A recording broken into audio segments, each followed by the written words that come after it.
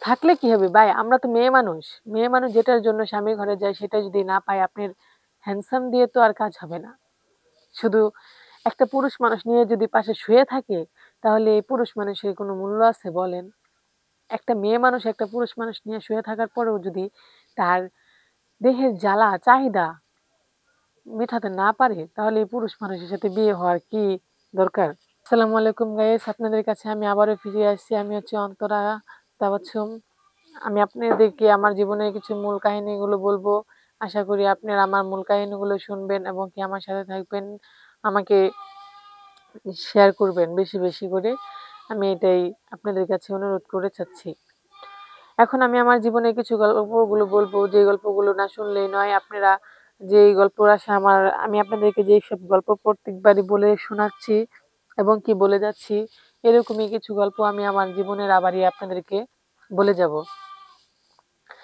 দেখেন, আমি হচ্ছি বৃদ্ধ একটা পরিবারের মেয়ে।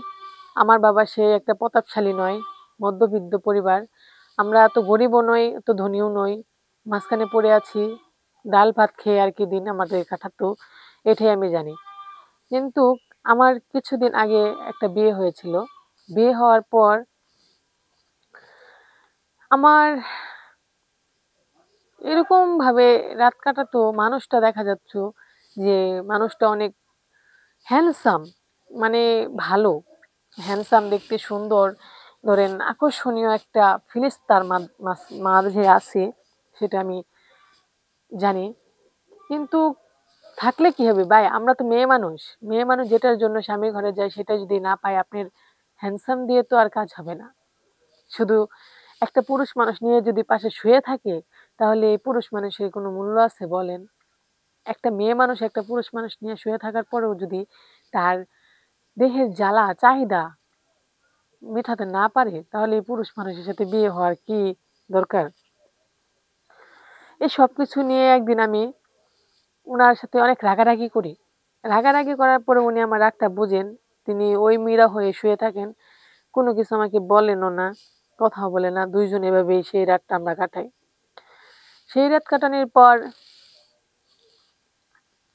আমার এত জ্বালা, তারপরেও সে বুঝে না। সে কোনো কিছু করতেই চায় না। এরকম করতে একদিন ব্যবসার ক্ষেত্রে তার একটা বন্ধু আমাদের বাসায় চলে আসে। তার বন্ধু আমার দিকে তাকিয়ে থাকে, যেরকম একটা বিলেট করে আমার সাথে, যে আমি তার অনেক পছন্দের একজন লোক হয়ে গেছি। সে আমার কাছে আস্তে, আস্তে আমাদের বাসায় আসতে থাকে। আমিও উনার সে খাবার-দাবার দিতে থাকি, কথাবার্তা বলি। ভালো একটা বন্ধুত্ব উনার সাথে আমার হয়ে গিয়েছিল।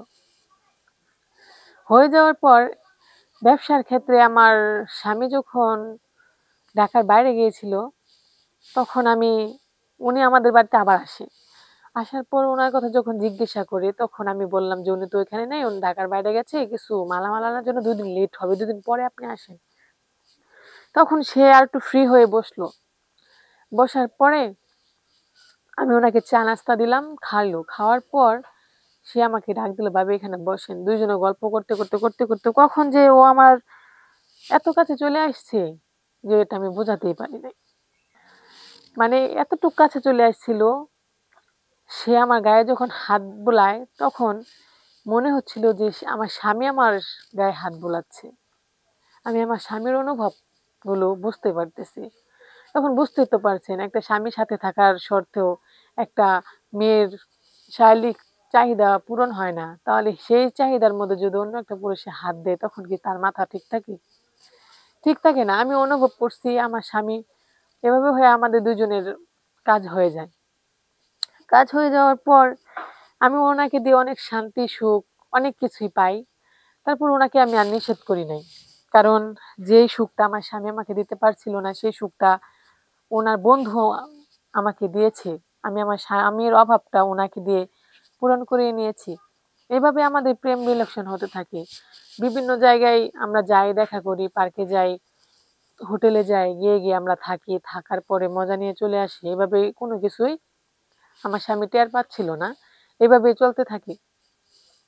একদিন উনি আমাকে বিয়ে করবে। বিয়ে করবে, আমার স্বামীকে ডিভোর্স দিতে বলে। বলতেছে, "তোমার স্বামীকে ডিভোর্স করো, আমি তোমাকে বিয়ে করব।" তারপর বিয়ের জন্য আমি আমার স্বামীকে ওনার কাছ থেকে আমি ডিভোর্সটা চাচ্ছিলাম। উনি ডিভোর্স দিবে না। না দেওয়ার পর আমি উনাকে ডিভোর্স দিয়ে চলে আসছি। চলে আসার পর যখন উনার কাছে আমি গিয়েছি তখন উনি আমাকে বিয়ে করলো না। বিয়ে না করলে এখন আমি দেখেন ঢাকায় চাকরি করি গার্মেন্টসে। গার্মেন্টসে চাকরি করতেছি, এইভাবেই থাকতেছি। ভালোবাসার জন্য নিজের স্বামী ছেড়ে দিয়েছি। কিন্তু ভালোবাসা তারপর আমাকে ছেড়ে দিয়ে চলে গেছে। এখন আমি গার্মেন্টসে চাকরি করি। আর কর্মফল করছি, কাজ করছি, খাচ্ছি। স্বামীর সংসার আমার হাতছাড়া হয়ে গেছে শুধু একটু দেহের চাহিদায়। তাই আমি আপুদেরকে বলছি, আমার মতো ভুল তোমরা কখনো করবা না। স্বামী যদি তোমাদের পাশে থাকে, স্বামী যেরকমই হোক না কেন তাকে মূল্যবান করো।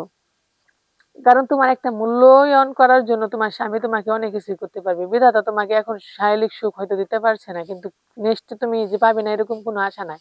কিন্তু সংসার একবার ভেঙে গেলে সেই সংসারে যাওয়াটা কোনো প্রকারেই সম্ভব হচ্ছে না। তাই আমি তোমাদেরকে বলছি, আমার মতো যদি কোনো ভুল যদি কেউ করতে থাকো তাহলে এটা থেকে বিরত থাকবা, দূরে থাকবা। আর আমার ভিডিওগুলো যদি তোমাদের কাছে ভালো লাগে তাহলে অবশ্যই ৩ বার কপি লিংক করবে, বেশি বেশি শেয়ার করবে। আর আমার নাম্বারে যদি কেউ কোনো সময় কথা বলতে চাও তাহলে হোয়াটসঅ্যাপে যাবে, ওইখানে আমার ইমো নাম্বার দেওয়া আছে, ওইখান থেকে ইমো নাম্বার নিয়ে আমাকে ফোন দিবে। এইখানে আজকের মতো শেষ করছি। আল্লাহ।